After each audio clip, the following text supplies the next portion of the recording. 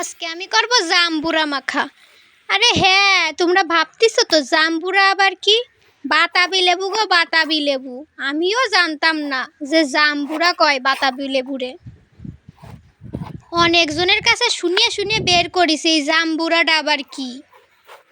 একটা বোন আমারে কমেন্ট করেছে, দিদি আমার নামটা কি খুব কঠিন? আমার নাম সুমাইয়া ইয়াসমিন, তুমি কখনোই আমার নামটা নেও না। আমি কিন্তু রাগ করেছি। না বুনু, রাগ করে না।